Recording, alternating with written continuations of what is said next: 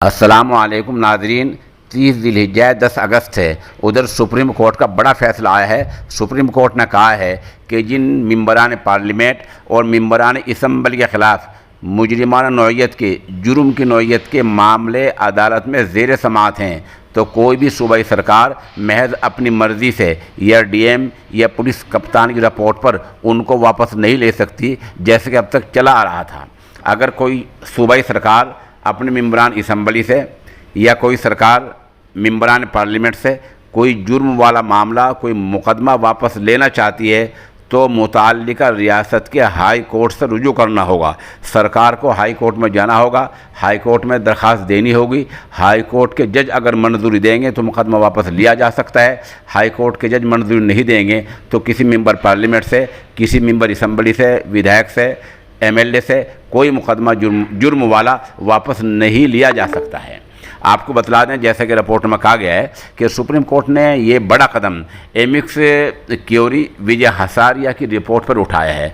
इस रिपोर्ट के मुताबिक यूपी सरकार मुजफ्फरनगर दंगों के मुलजिमीन बीजेपी मेंबरान असम्बली के ख़िलाफ़ 76 मामले वापस लेना चाहती है। 70 और 6 मामले हैं जो बीजेपी मेंबरान असम्बली के ख़िलाफ़ अदालत में चल रहे हैं, उनको यूपी सरकार वापस लेना चाहती है।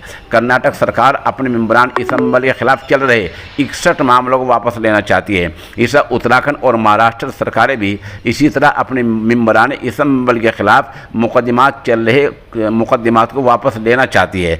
आज सुप्रीम कोर्ट के फैसले पर इन सब पर कदगन लग गया है। अब ये सरकार अगर चाहे भी तो जैसा पहले से करती आ रही है कि डीएम और पुलिस कप्तानों की रिपोर्ट पर ये मुकदमे वापस नहीं ले सकती। और बता दें कि मुजफ्फरनगर के बारे में आपको पता ही है, जिन मेंबरान असम्बली के खिलाफ मुकदमे दर्ज हैं, जिस पार्लियामेंट के मेंबर के खिलाफ मुकदमे दर्ज हैं, यूपी सरकार उन सबको वापस लेना चाहती थी। ये 76 मामले हैं, लेकिन आज सुप्रीम कोर्ट में कदगन लगा दिया है। उधर सुप्रीम कोर्ट ने बिहार असम्बली के इंतखाबात को लेकर बड़ा फैसला दिया है। वहाँ कांग्रेस और बीजेपी के समेत तकरीबन 8 या 9 सियासी पार्टियों को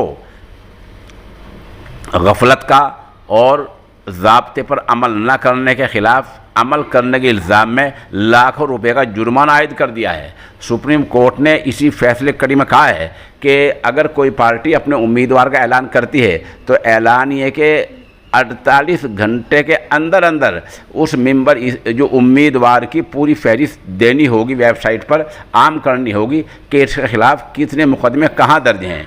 अगर कोई पार्टी ऐसा नहीं करती है तो चुनाव आयोग, इलेक्शन कमीशन की जिम्मेदारी होगी कि वो हाई कोर्ट को बताए या सुप्रीम कोर्ट को बताए। ये 3 फैसले आए हैं और ये बड़े फैसले हैं और इन पर जो सियासी पार्टियां करती आ रही हैं उन पर बड़ा कदगन लग गया है।